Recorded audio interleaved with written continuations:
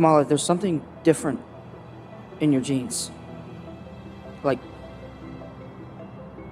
a mutation. No, God! No, God, please, no! Well, that didn't take long. In the category of just garbage, freaking garbage. I've not read it yet. We're going to have some live reaction with me looking at this book. Miss Marvel's already back. Remember, like 2 seconds ago, she died and it was a big thing, and they made a big funeral thing, and Spider-Man was like Mr. Emo sad and all that. Yeah, so it didn't last long. She's a mutant, and sort of like the category of worst ideas in like Marvel. Anyway, so this is Iman Vellani. They hired her to write it, so we give them some cover on how bad this may or may not be. It doesn't really matter to me. She at least looks like she has her actual powers of the comic book. There she is in her comic, but her combat boots, because that's what she should have on. Here's our tribute to John. Here's just nonsense, whatever. Here's our catch up. Fall of X. Okay, ready? Kamala Khan, aka Miss Marvel, has gone through a lot recently, dying, being resurrected, and finding out she's a mutant in addition to being an inhuman. What does that mean? Well, no one knows for sure, but she's going to have to figure it out. Something that's easier said than done, especially in the aftermath of the Orcus attack on the Hellfire Gala. Oh god, that's right. They're still doing Hellfire Gala stuff. During which many mutants were forced through the nearest Krakoan gates and disappeared. Oh, the Krakoan Resurrection nonsense is where we're going with all this. Any remaining mutants on Earth are being hunted by Orcus or facing the strongest anti-mutant sentiments. Isn't this sort of like old hat? How is it we're still doing anti-mutant sentiment stuff this late in the game? Anyway. All right, wait, whatever. Welcome to Xmen, Kamala. Hope you survive the experience. Anyway, so there has a little, here's our characters, right? So this is Miss Marvel and Shadowcat, and then Rasputin 4 and Talon and Sync. So there you go. And then gather around, folks. It's time for our main event. The final act for tonight. The showstopper you've been dying to see. All the way from the streets of Jersey City. The queen of kicking ass. Okay, we're going to just say it. This book is, nope, no teen 13 on that. Huh, interesting. Taking names. It's none other than the magnificent Miss Marvel. Well, look at the OG, like Carol Danvers look. Like belly showing, boobs. Huh. And it's like just a bunch of nonsense. Obviously, it's a dream sequence or something because we have Kamala doing her thing. Look, so it's like some sort of weird dream where is that supposed to be Medusa? Says that she's even prettier in real life. I think I might pass out, Spider-Man says.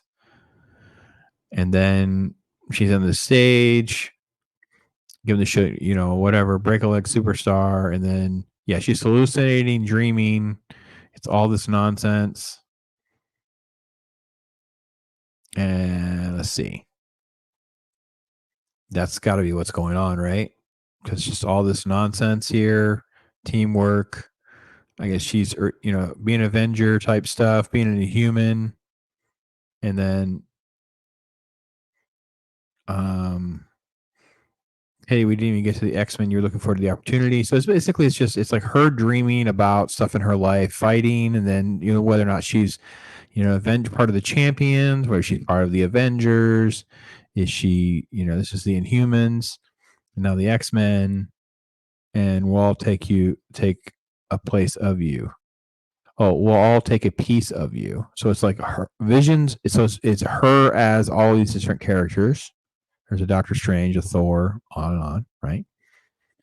And then face it, my dear, you're lost. Where am I? Hello, where are you? Hello, let me out. And then she starts to break her way out, and then it's like, hello. So she's facing this being, which is Doctor Strange, cape. Kamala Khan. She wakes up and she's in her room. spy on Orcus and try not to die again. Okay.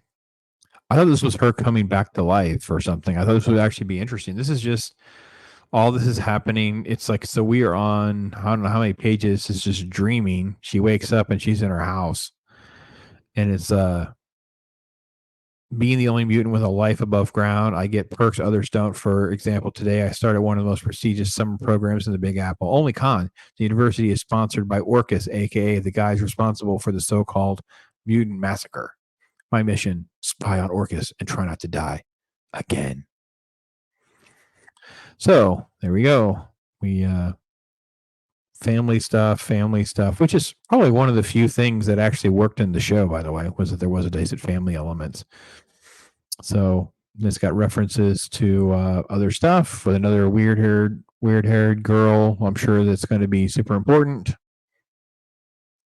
I don't know who she is or who she's supposed to be. I don't know if that legend that was in the beginning of the book was supposed to help me, because it sure didn't. It's at least footnoted. It's like I give him credit for that. Anyway, so she's down in the sewer, and there's a crocodile. There's an alligator in the sewer. There's Shadow Cat. Oh, there's Kitty. When combined with your own scent, it's confusing the alligator. How'd you know about the candy bar? Hey, where are you going, Kate? Little help here. No? All right, guess it'll just be you and me, Gatey. Uh-huh. That's what it says right there. So Shadowcat shows up, ditches, and then she's like, you and me, Gatey. And she uses her weird stretchy arms, because those are actually her powers. Yeah.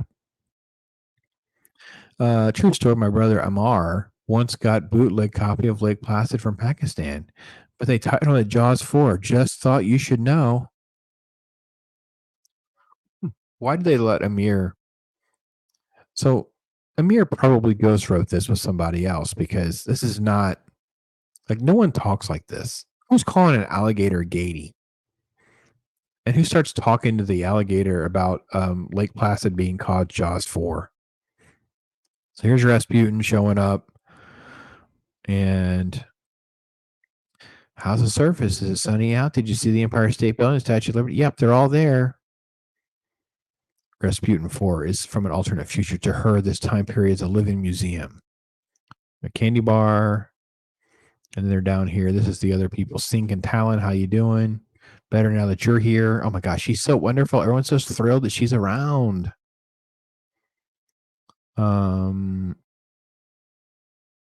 Let's see. It's just talking. And it's like they ask her about things that are going on. She lies. And then dreamophobia is not high enough on the X-Men priority list. I'm all good. Really super excited to go back to class and begin spying on behalf of mutant kind. And then she wears a shirt that says Radical Gamer.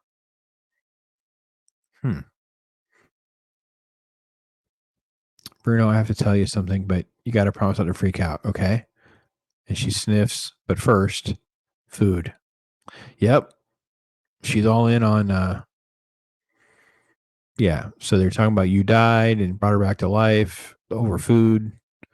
He's just freaked out. They don't draw anything differently. Just keep his expressions exactly the same. And then she hugs on him.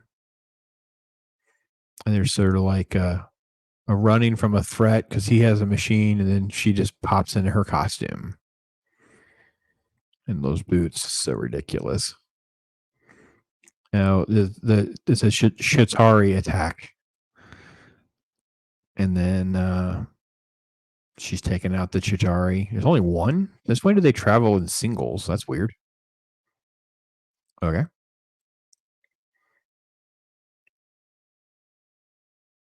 It's too late. He's dead. Not the worst part. Oh, he dies. He was trying to tell her something. Everybody needs to run.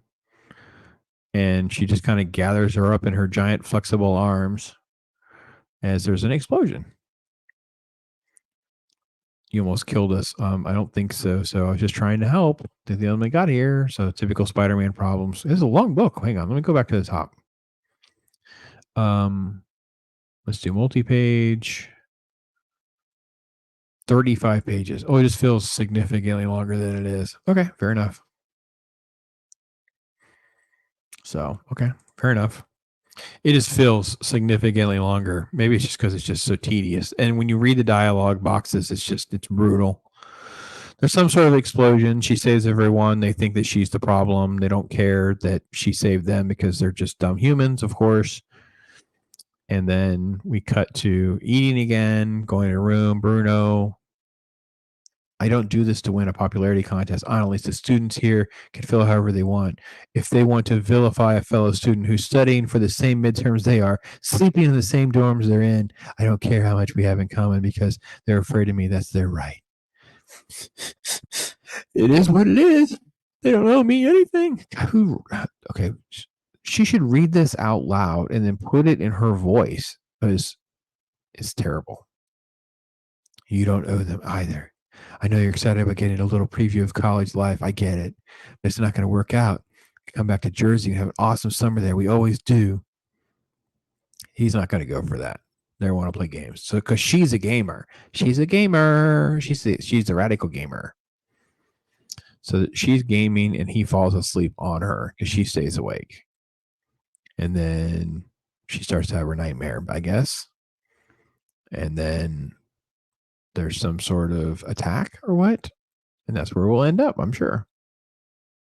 So, yeah. All right.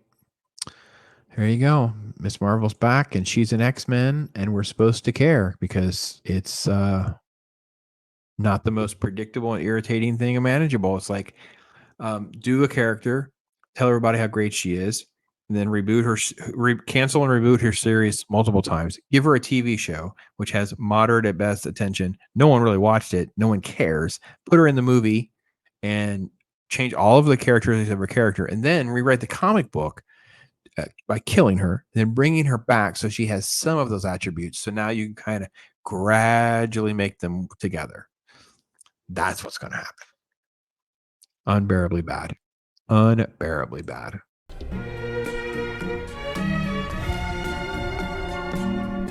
Yeah. Right? And I'm not playing no